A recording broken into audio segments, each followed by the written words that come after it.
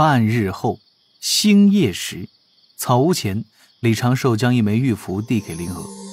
师妹，为兄追随大法师外出一段时日，山中一应事务，你记得盯好。这是丹房周围大阵的控制玉符，我的指导人便在丹房中，这次便由你看着了，我就不分心在山门中了。师兄放心。灵娥美目中带着几分忧虑，接过玉符，又小声道：师兄外出还请小心行事，勿要轻易涉险。师兄教我的那些，自身也勿忘了。你还教训起我了？李长寿抬手，本是要习惯性地揉一揉他的脑袋，但是在他头顶又堪堪停下。罢了，都已经是天仙大姑娘了，还是别。灵娥轻轻踮起脚尖，主动向上蹭了蹭，琴手轻轻地撞在他的手心。我会乖的。李长寿笑了笑，在他的额头轻轻打了一下，转身走向了正在柳树下仰头看天的大法师。而后大法师的宽袍轻轻飘动，在灵娥眼中，师兄的背影渐渐模糊，随风消散。北海那一望无尽的雪白冰面上，大法师驾云带着李长寿在这冰原上飞过。在北海海眼所在之地，暗藏了一道乾坤印记，如此可以确保，哪怕此地被封镇了乾坤，大法师依然能够驾太极图及时赶过来。长寿，你不是还有2件事需要我出手吗？具体何事？弟子想把水神府搬去兜率宫附近，然后把刚才的小琼峰搬去水神府中。这次劳烦您出手，一是请老君同意此事，二是帮弟子修一座乾坤借此阵，把小琼峰化作假山的模样。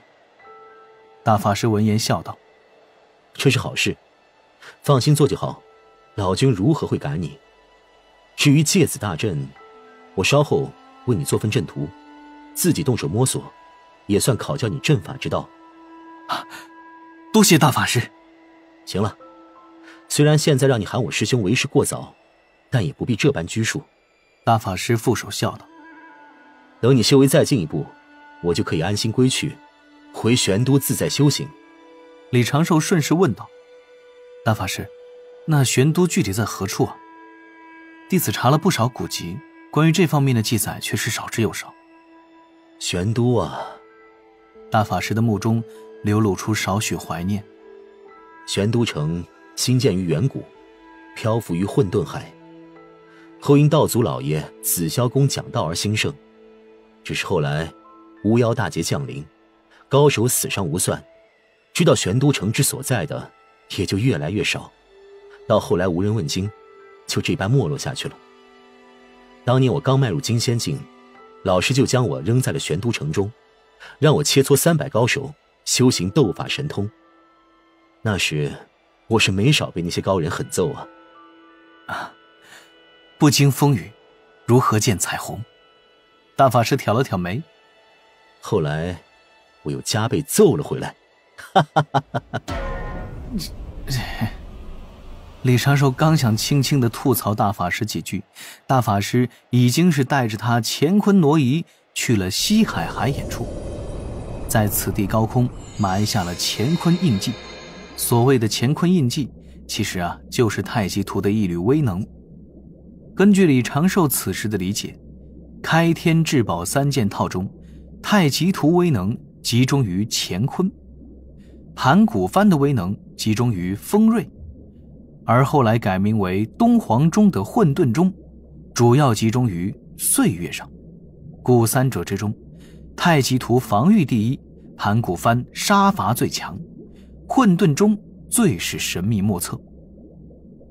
大法师在四海海眼处各自埋下了一缕太极图道运，就带着李长寿去海神大庙中等候好戏开锣。此时西海局势也已经到了一点就炸的情形，龙族与西方都在等谁先出手。这一次出手也必会是雷霆万钧。李长寿能做的颇为有限，也就是准备了几个指刀人军团以及几套地煞灵爆大阵。刚回海神大庙后堂，大法师还未来得及入座，就轻咦了一声：“大法师，怎么了？”玄都大法师笑而不语，左掌托起一抹太极图的虚影，虚影又散作一团云雾，现出了这般画面。一位身着白衣的仙子站在云上，正飘在那桃花林上空，细细地掐指推算。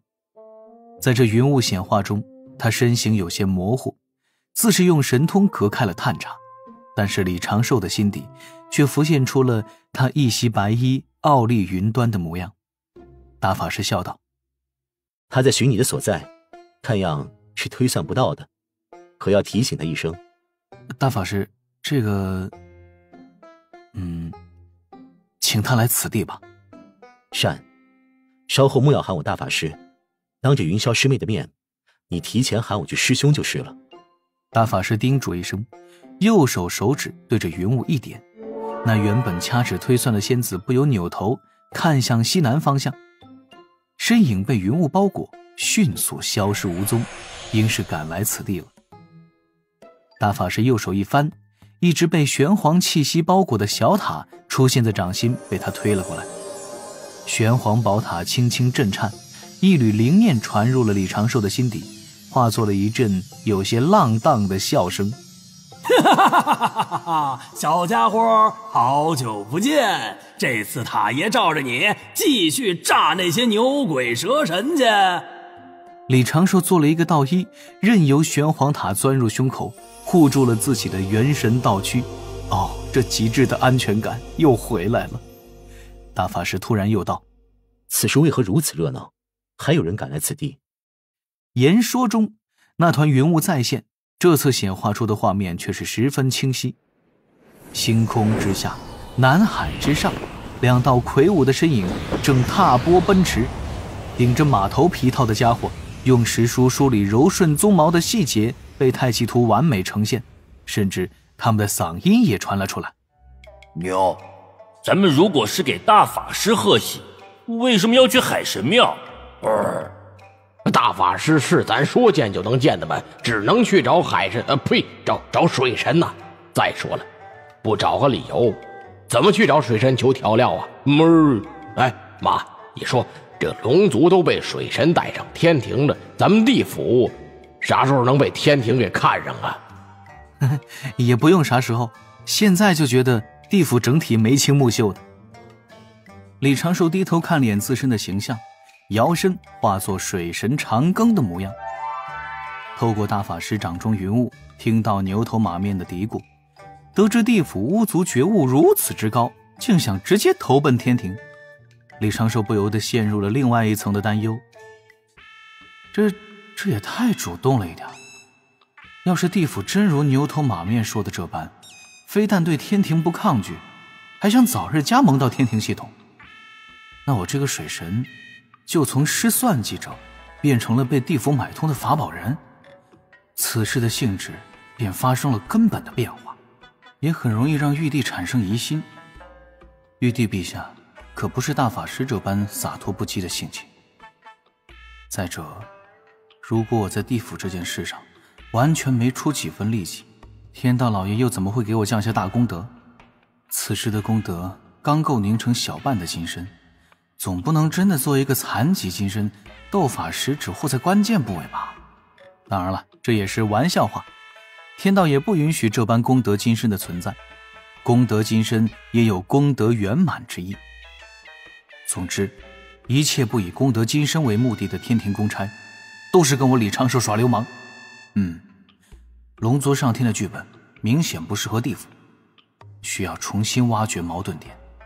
我要努力克服一切困难，帮助地府并入天庭体系，助天庭建立对三界的管控基石。如果没有困难，那制造困难也要迎难而上。正想着地府之事该如何操作，一抹淡淡的芬芳钻入鼻尖。李长寿下意识地抬头看向内堂门外，暗香未解语，伊人翩先来。仅是一身普通款式的白色长裙，在她的身上怎就这般得体？曲线不露3分，仙韵却已满溢，只让人心底暗叹：此非心间梦中人焉。云霄已是到了。李长寿向前含笑做了一个道揖，云霄也是颇为默契地欠身行礼。随后二人目光相对，云霄原本多是清冷的仙颜也活泛了一些，多了清寒之头那一只俏眉。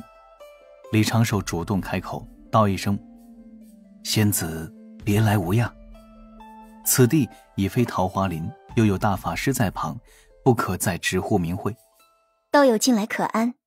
啊，远近无大事，只是修行多奔波。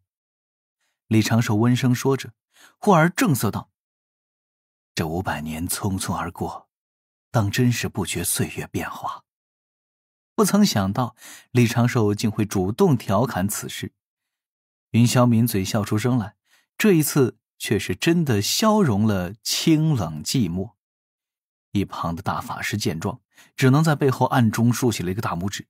护着李长寿的塔爷却连连哆嗦了几下，在李长寿的心底一阵嘀咕：脸呐，脸呐，小长寿，你怎么能见到一个女子就走不动路了呢？这是因果呀，因果。哎，怎么有金豆妹妹的气息呀？这是云霄仙子。哦，厉害呀，长寿，云霄仙子都敢撩。哎，快把金斗妹妹带入我们人族的大家庭。灵宝只能传递灵念，具体语句是李长寿理解而来，故塔爷又多了一些浪言浪语。李长寿来不及搭理塔爷，云霄仙子笑过之后，又故意板起脸来，轻声道：那我这边回去，你我当时未见，再过482年，可好？李长寿连忙做了一个请的手势：来都来了，重新再祭便是了。仙子里面请，刚好玄都大师兄也在这儿。云霄答应了一声，随后便迈步向前，与大法师行礼问候。玄都师兄。玄都笑着回了句：云霄师妹。随后云霄便不再多说，看向李长寿：我此次外出也是因玄都师兄之事，似乎有人在五洲部之地恶语重伤玄都师兄，且此事矛头全都暗指向了你。我担心你着了算计，过来提醒一声。啊，这个谣言而已，或许其后有人推波助澜，但是玄都师兄不在乎，那也无伤大雅。如此便好。见你无事，那我便回岛上修行了。玄都大法师在旁突然开口：师妹何必着急回去？既然来了，稍后还有场好戏，不如一同参详参详。李长寿却道：啊，玄都师兄，仙子不宜牵扯其中。放心，只是让云霄师妹在旁看看，自然不会让她贸然出手。话又说回来，每次我跟在长寿你身后，一直想着在你支撑不住时出手相护，但每次你与强敌惊险斗法，都未给为兄留半点出手的机会啊！怎么，这次莫非是怕被云霄师妹见了你斗法，嫌你本领不足？你这小子，未免太小瞧了云霄师妹。这高手，绝对的高手。大法师只是2句话，激将法、苦肉计、欲擒故纵法连番上阵，正事儿上咋不见您这么上心呢？云霄仙子以是问道：你要与人斗法？并非是什么大敌，仙子不必担心。长寿，玄都大法师皱眉轻喝，直接训斥：你现在怎么如此脚不沾地？西方教一教双圣，怎得在你这大敌都算不上了？这可不像是你平日的样子。李长寿心底疯狂抽搐，塔爷在他的心底发出了一连串的大法师够狠。云霄轻轻皱眉，柔声道：道友若是不喜我在旁看着，我自不看便是。只是我总归放心不下，不免要用镜术远观的。啊，仙子着实不必沾染这般因果。那我只看着不出手，也不算沾因果。到时若是真有麻烦，我也好及时去兜帅宫送信啊。啊，那好。李长寿释然一笑，并未过多拒绝，温声道：先来这边坐吧，还有2位地府阴司的好友马上就到，我先打发走了他们。大法师眯眼笑了笑，云霄仙子并未多想，他在李长寿一旁的木椅静静入座，身形被云雾包裹。正此时，堂外已是传来了牛头那一声洪亮的呼喊声：恭喜水神，贺喜水神，人教大法师，喜得千金，男人生崽当真厉害呀！那团云雾中传来了轻笑，李长寿也是笑眯了眼。大法师嘴角微微抽搐，却也并未多说什么。李长寿连忙对外喊道：哎呦，二位莫喊，这是谣言呐！谣言！刚落在门前，正准备高举贺喜红对联的牛头马面动作也是一顿，他们这才瞧见了大法师的身影，同时哆嗦了几下。李长寿皱眉道：这般谣言竟还传去了地府，两位这是从哪儿听来的？这个牛头挠挠头，有时候兄弟们闷了，也会拦路问问去丰都城办事的那些炼器士，最近洪荒有什么新奇事儿？马面肩头撞了一下牛头。这2名战巫连忙向前，在内堂门口对着大法师抱拳行礼。